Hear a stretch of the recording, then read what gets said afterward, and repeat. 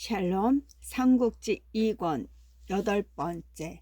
두 일이 연환계에 걸리다. 두 일이 연환계에 걸리다. 그 일이라면 이곳은 크게 떠들 곳이 못되오이다.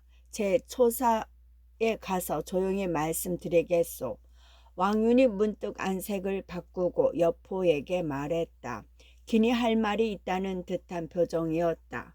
제풀에 다시 화가 치솟은 여포였으나 그 같은 왕윤의 표정을 보자 무턱대고 고함만 칠 수는 없었다. 까닭이나 알고 보자는 듯 움키고 있던 왕윤의 옷깃을 놓고 뒤를 따랐다. 장군은 어찌하여 이 늙은이만 괴이하다 여기시오.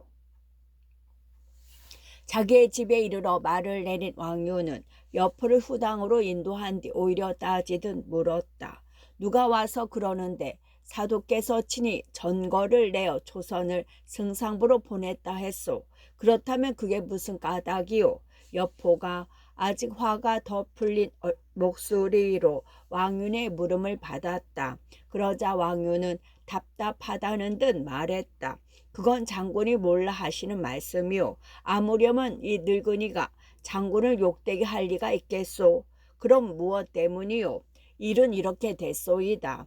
어제 이 늙은이가 조당에 있는데 대사께서 볼 일이 있으니 내 집으로 오시겠다 하셨소. 그래서 준비를 갖추고 기다리고 있자니 대사께서 정말로 찾아와 함께 술잔을 나누다가 불쑥 말씀하셨소. 내가 듣자니 이댁에 조선이라는 여아가 있어 우리 봉선이에게 시집 보내기로 허락했다는데 그게 정말이시오? 나는 아무래도 그 말이 믿어지지 않아 특별히 와 보았소. 내 며느리 될 그 아이를 한번 보았으면 좋겠소. 대사께서 그렇게 말씀하시는데 이 늙은이가 어찌 거스를 수 있겠소이까? 할 수 없어 초선을 불러내어 대사께 절하며 배웠게 하였던 바. 태사께서는 한동안 그 애를 바라보다가 다시 말씀하십니다.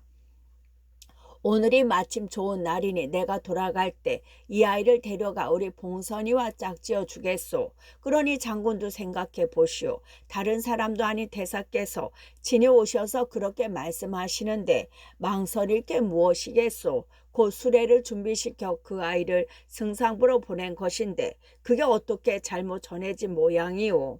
여포가 듣고 보니 황윤이 그런 데는 아무 데도 없었다.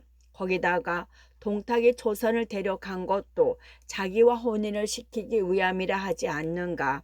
이에 단순한 여포는 오히려 머리를 조아리며 왕윤에게 사죄했다. 이 포가 어리석어 잠시 착각을 한 모양입니다. 내일 매를 지고 와서 사도께 죄를 빌겠습니다. 거기다가 왕윤이 또 한 번 초를 쳤다.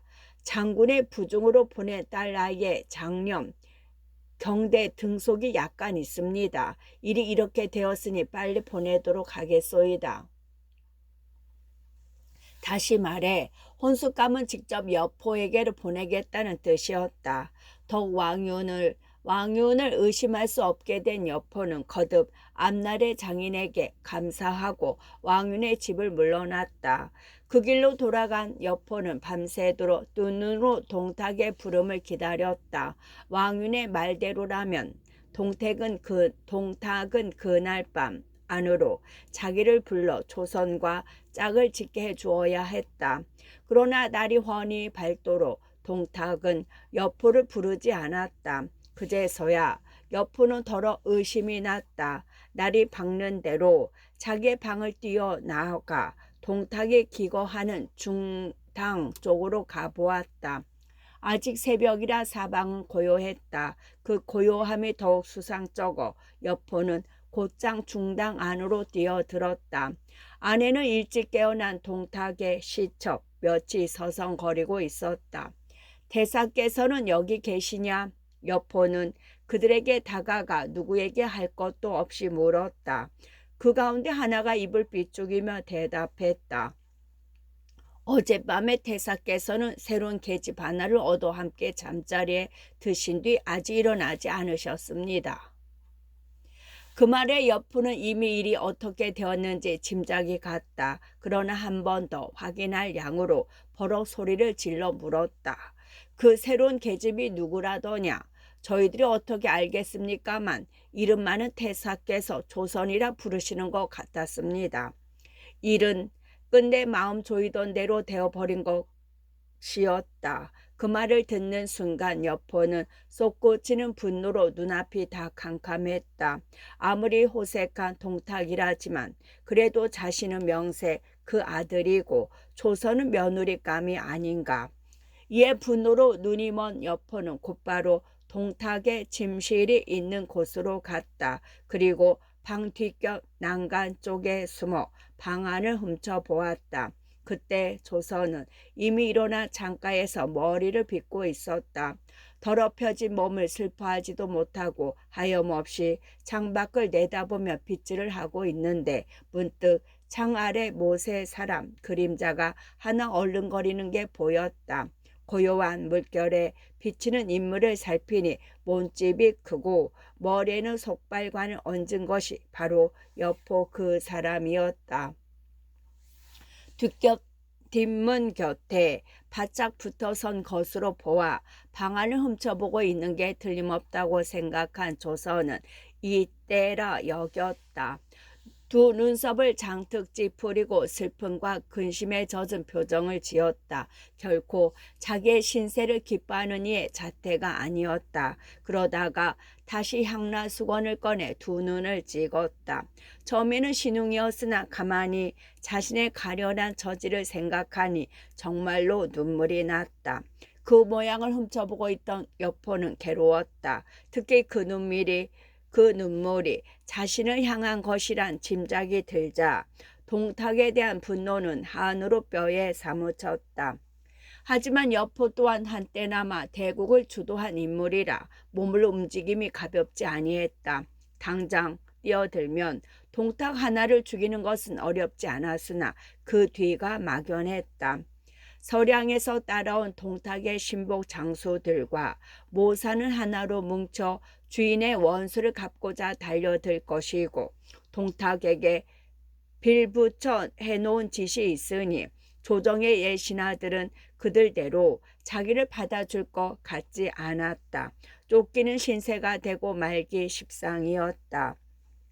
거의 본능과도 같은 감각으로 그런 자신의 저지를 짐작하고 있는 여포는 거기서 일단 물러나기로 마음먹었다. 잠담한 기분이었으나 그래도 조선의 슬퍼하는 모습은 한가다 위로가 되었다. 적어도 그녀에게까지 배신당하지는 않았다는 생각이 든 까닭이었다. 중당을 나선 여포는 한동안 부중을 쏟아녀 어느 정도 마음을 가라앉힌 뒤에야 다시 돌아왔다. 그때는 동탁도 자리에서 일어나 중당에 앉아 있다가 들어오는 여포를 보고 물었다. 밖에 별일이 없느냐? 아무 일도 없사옵니다. 여포는 시무룩이 대답하고 여느 때처럼 동탁 곁에 시립하고 섰다. 그때 마침 음식상이 들어왔다. 동탁의 늦은 아침이었다. 동탁이 먹는데 정신이 팔려 있는 걸 보고 여포는 가만히 눈길을 돌려 침실 쪽을 훔쳐보았다. 분명 그 안에 있을 초선의 자태를 발을 통해서나마 보고 싶어서였다. 그 같은 때만 기다리고 있던 초선이 이 호기를 놓칠 리 없었다. 수놓은 발 저쪽에서 오락가락하며 한동안 여포의 애간장을 녹인 뒤에 슬며시 발을 들어 반쯤 얼굴을 내밀었다. 여포를 건너보는 눈길에는 무어라 한마디로 형언할 수 없는 정이 실려 있었다. 애틋한 그리움이 있는가 하면 한없는 슬픔도 섞여 있고 은은한 원망이 비치는가 하면 아득한 대로 기다림도 여려 있었다. 그런 초선을 바라보는 여포는 그동안 형언할 수 없는 그런 초선을 바라보는 여포는 그 또한 형언할 수 없는 감회로 정신이 아득할 지경이었다. 그런데 그때 먹는 일에만 마음을 쏟고 있던 동탁이 고개를 돌려 그들을 보았다. 여포와 초선의 눈길이 심상치 않다 싶자 문득 마음속에 의심과 질투가 일었다. 봉선은 무얼 그리 얼빠진 듯 보고 있는가? 다른 일이 없거든 나가 보아라. 울컥 치솟는 노기를 간신히 억누르고 그렇게 말했다. 그 말을 듣자 여포는 한층 동탁이 미웠다. 남의 여자를 가로챈 주제에 하는 기분으로 앙앙불락하여 물러났다. 그 뒤 동탁은 한 달이 넘도록 방 밖을 나오지 아니했다. 조선의 미색에 취하다 보니 나라 다스린 일도 뒷전인 모양이었다. 밤낮으로 침실의 휘장을 두리우고 조선에 몸을 탐하며 지냈다. 아무리 정력이 남다른 동탁이라 하나 나이가 나이인지라 늙은 몸에 배겨 난리 없었다. 얼마 오래잖아 병을 얻어 자리에 눕고 말았다. 그러나 죽을 병은 아니라는 걸 알고 조선은 그날부터 옷에 띠를 푸는 일도 없이 동탁 곁에 붙어서 지극히 간호했다. 왕윤을 위해 뜻한 바를 이루려면 여포 못지않게 동탁에게 사랑과 믿음을 얻어야 하기 때문이었다. 그 같은 조선의 속마음을 알 리 없는 동탁은 오히려 병난 것이 기쁠 지경이었다. 그 지극한 간호를 진심으로 우러난 것으로 본 동탁은 한층 더 깊이 조선을 사랑하고 믿었다. 마음속으로는 분한을 품고 있으나 동탁이 병들어 누웠다는 말을 듣자 여포 또한 아니 가볼 수 없었다. 내키지 않는 발길을 떼어 동탁이 거처하는 중당으로 갔다. 여포가 문 안을 갔을 때 동탁은 마침 잠들어 있었다. 할 수 없이 깨어나기를 기다리는데 문득 침상 저쪽에서 조선이 반나마 몸을 내보이며 여포를 바라보았다. 여포가 뛰는 가슴을 억누르고 조선의 고운 얼굴을 살피니 무언가 할 말이 있다는 듯 안타까운 표정이 떠올라 있었다. 조선은 그렇게 여포의 눈길을 끈 뒤에 그 손을 들어 자기의 가슴을 가리켰다. 그리어 이어 동탁을 가리킨 뒤 가만히 도래지를 쳤다. 그런 그녀의 두 눈에는 어느새 수정 같은 눈물이 샘솟듯 솟고 있었다. 그 모습을 보는 여포의 가슴은 부서지는 것 같았다. 마음에도 없는 동탁을 섬기고 있는 조선의 괴로움을 보는 것 같아 종래 눈길을 다른 데로 돌리지 못했다. 그때 공고롭게도 잠든 것 같던 동탁이 눈을 떴다. 잠든 가운데도 이상한 느낌이 들어 눈을 뜬 것인데 여포가 보이자 갑자기 정신이 확 들었다. 무엇에 홀린 듯 한쪽으로만 눈을 쏠려 있는 여포가 심상찮았기 때문이었다. 동탁이 슬쩍 몸을 뒤쳐서 그쪽을 보니 생각대로 조선이 거기 서 있다가 갑자기 몸을 돌려 휘장 뒤로 사라져 버렸다. 이놈, 네가 감히 내 애를 희롱하다니. 화가 치솟을 대로 치솟은 동탁은 앞뒤 없이 여포를 꾸짖었다. 얼떨떨해 있는 여포를 끌어내게 하였다. 앞으로는 저놈을 다시는 이 당 안으로 들이지 말아라. 조선의 눈물에 넋을 잃고 있다. 갑작스레 그 꼴을 당한 여포는 무한한 얼굴로 그것을 쫓겨 나왔다. 조선을 빼앗긴 것만도 분한데 여럿 앞에서 요까지 보게 되니 견딜 수가 없었다. 점점 커가는 분노와 원한으로 이를 갈며 집으로 돌아가는데 동탁의 모사 이유를 만났다. 여장군의 안색이 전에 없이 어둡소이다. 무슨 일이 있으시오? 여포의 환한 모습을 심상치 않게 여긴 이유가 넌지시 물었다. 여포가 퉁명스레 대답했다. 이제 이 여포도 돌아가야 할 때가 된 모양이 왜다. 이공도 잘 있으시오. 아니 그게 무슨 말씀이오. 대사께서는 장군을 기둥이나 대들보처럼 여기시며 친아들보다 더 사랑하시는데 바로 그 태사께 쫓겨났소이다. 다시는 부중에 들이지도 말라고 좌우에 엄명을 내리셨소. 덕 모를 일이오. 태사께서 차마 그러셨을 리가 없소. 동탁과 여포 사이가 벌어지면 큰일이라 생각한 이유가 황급히 그 까닭을 물었다. 여포는 몇 번이나 어긋진 대답으로 퉁을 놓다가 마침내 그 까닭을 말했다. 그리고 그 끝에는 비통한 탄식까지 덧붙였다. 비록 첩이라 하나 혼인을 언약한 여자를 빼앗긴 데다 이제는 뭇 아래 것들 앞에서 쫓겨나는 욕까지 당했으니 내가 무슨 낯으로 다시 승상부를 돌아다닐 수 있겠소. 이유가 듣고 보니 실로 예산 일이 아니었다. 대저 계략이라는 것은 상대의 마음을 읽어 거기에 대응해 펼치는 꾀요. 계략에 밝다는 것은 그만큼 사람의 마음을 밝게 읽을 줄 안다는 뜻도 된다.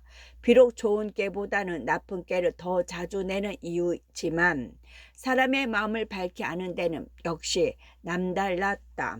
남자를 갈라놓는 데는 아름다운 여자를 쓰는 것보다 더 무서운 계교가 없다는 걸 잘 아는 그로서는 그대로 보아 넘길 수 없는 일이었다. 우선 좋은 말로 여포를 달래둔 뒤 곧바로 동탁을 찾아갔다.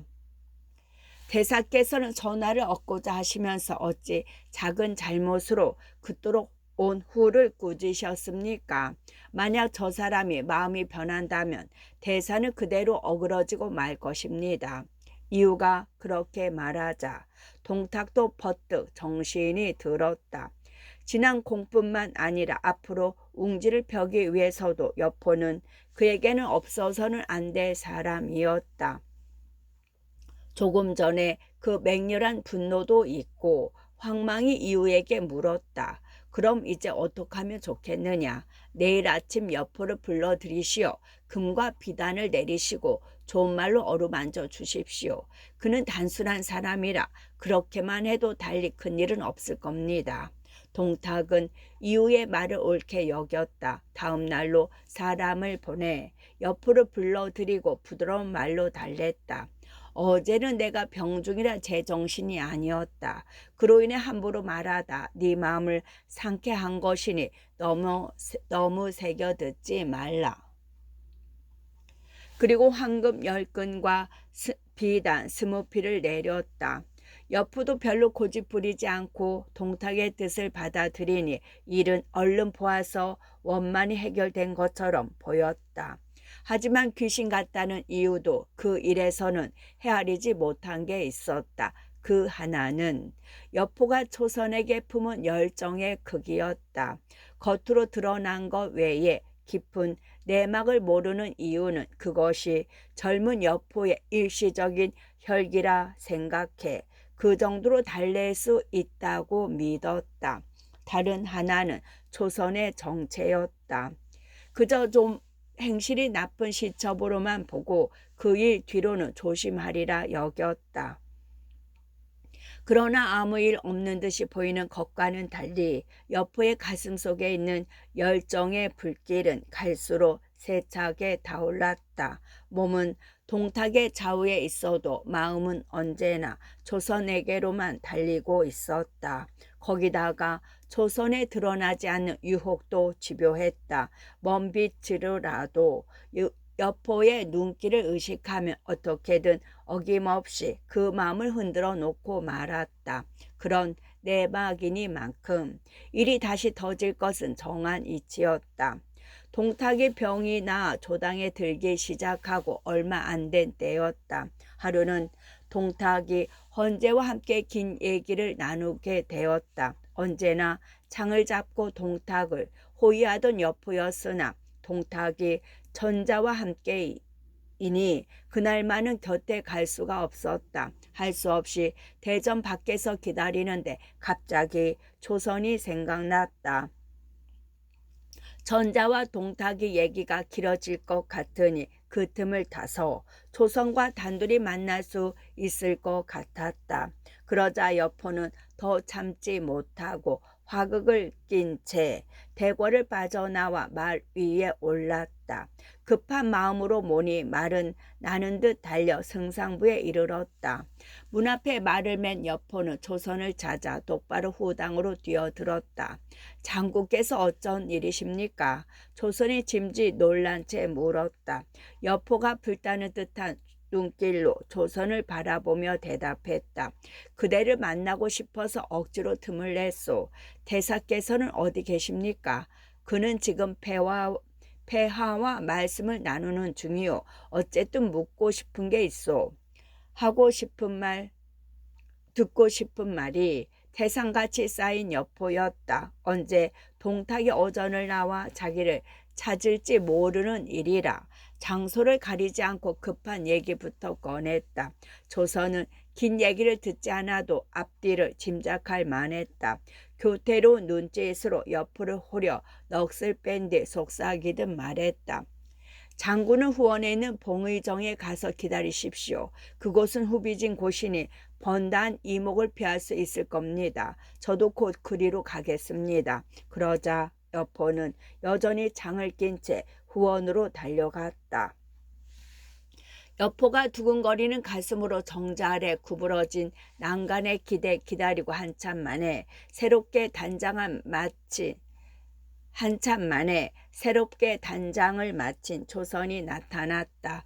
꽃밭을 가로지르고 버들가지를 헤치며 나타나는 조선의 모습은 월궁 선녀가 하강이라도 한 것 같은 착각을 일으킬 만큼 고왔다.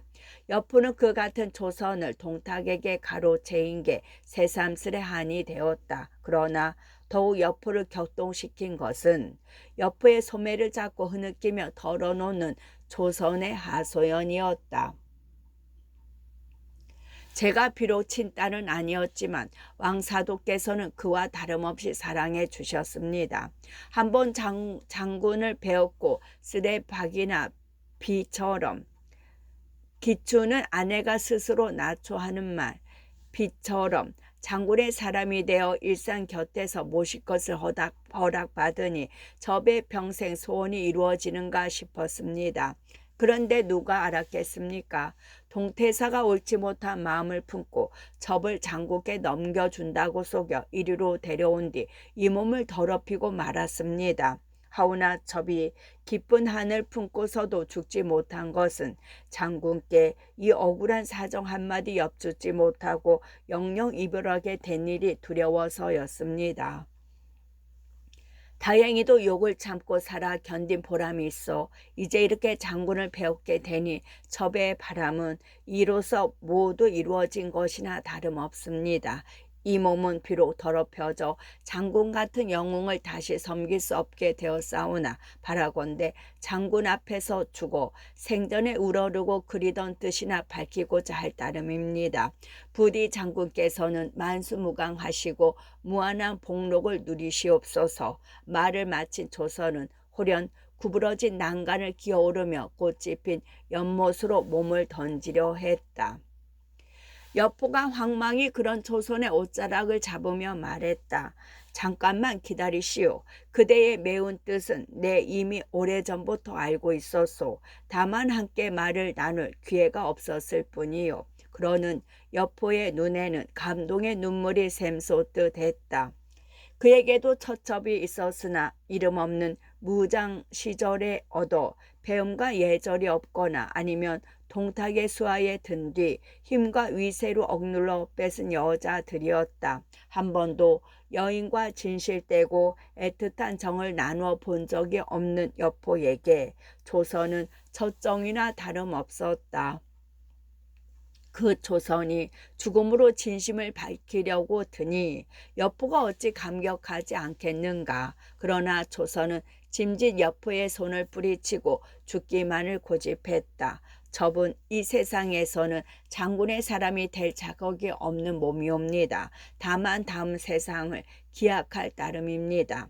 아니요, 만약 이 세상에서 그대를 아내로 삼지 못한다면 나는 결코 영웅이 되지 못할 것이요.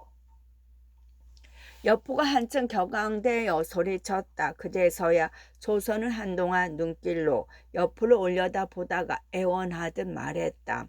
접은 하루를 1년같이 여기며 기다리겠습니다.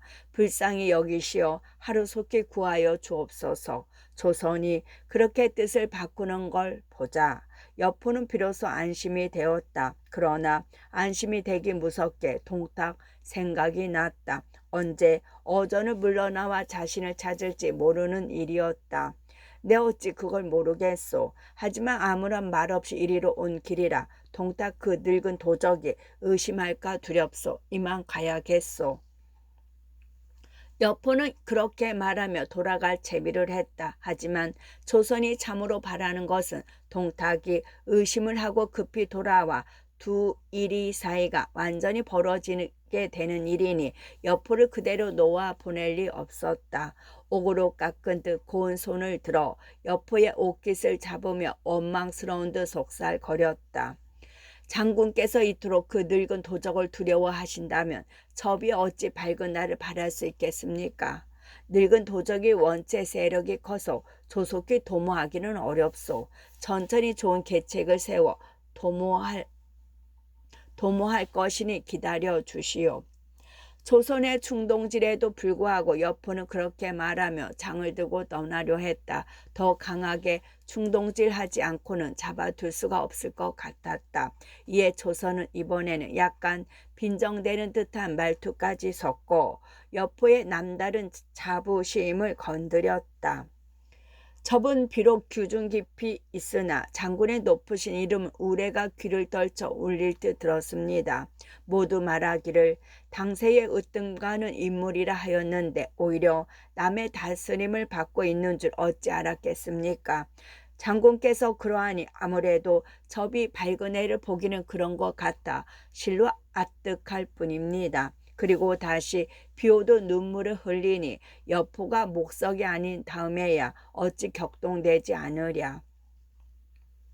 얼굴 가득 부끄러움이 떠오르는 것이 잠시 이내 오기가 불끈치 솟았다. 알겠소. 늙은 도적이 의심한들 이 여아무개를 감히 어쩌겠소. 그렇게 내뱉고는 다시 장을 기댄 뒤 조선을 껴안았다. 조선이 기다렸다는 듯 여포의 넓은 가슴으로 파고들었다. 향기로운 여인의 살레움에 여포는 더욱 황홀하여 중얼거렸다. 조금만 기다리시오. 내 그대를 얻는 일에 어찌 시각을 짓지 하겠소. 그리고 좋은 말만 골라 조선을 어르고 달래었다. 연못의 꽃끈을 사이로 빚진 두 사람의 끌어앉은 그 기대 앉은 모습은 그대로 한 폭의 그림 같았다. 한편 동탁은 전에 올라 황제와 이야기를 나누다가 문득 고개를 돌려 전 아래를 보니 거기에 있어야 할 여포가 보이지 않았다. 겉으로는 좋은 얼굴로 대해도 속으로는 여포에 대해 의심을 버리지 않고 있던 동탁은 참고 있을 수가 없었다. 급히 하던 얘기를 맺고 헌재 앞을 물러나온 뒤 수레에 올라 승상부로 달렸다. 짐작대로 문 앞에 여포의 적토마가 메어져 있었다. 여포는 어디 있느냐? 동탁이 벌써부터 녹이 서린 음성으로 문지기에게 물었다. 문지기가 두려움에 질려 대답했다. 오누께서는 후당으로 드셨습니다. 여포가 후당으로 들었다는 말만 듣고도 동탁은 이미 제정신이 아니었다. 너희들은 물러가거라. 벼락 같은 고함으로 좌우를 물리치고 혼자 후당으로 뛰어 들어갔다. 그러나 아무리 찾아도 후당 안에서는 여포를 찾을 수 없었다. 이에 동탁은 초선을 불렀지만 그녀 역시 그곳에는 보이지 않았다. 초선은 어디 있느냐? 동탁은 불이 철철 넘치는 눈으로 시첩 하나를 잡고 물었다. 그 시첩이 야릇한 미소와 함께 대답했다.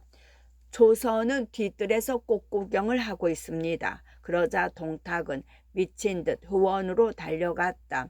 얼마 찾지 않아 봉의정 아래서 서로 얼싸안고 이야기를 나누는 두 사람의 남녀를 보았다. 바로 여포와 조선이었다. 짐작은 했지만 막상 눈앞에서 두 사람이 얼싸안고 있는 꼴을 본 동탁은 완전히 눈이 뒤집혔다. 그런 동탁의 눈에 언뜻 봉의정 한 목퉁이에 기대어 있는 여포의 화극이 비쳤다. 성난 동탁은 비명인지 호통인지 모를 괴상한 소리를 내지르며 그 화극을 잡았다. 그런 그의 머릿속에는 전하고 무엇이고 없었다.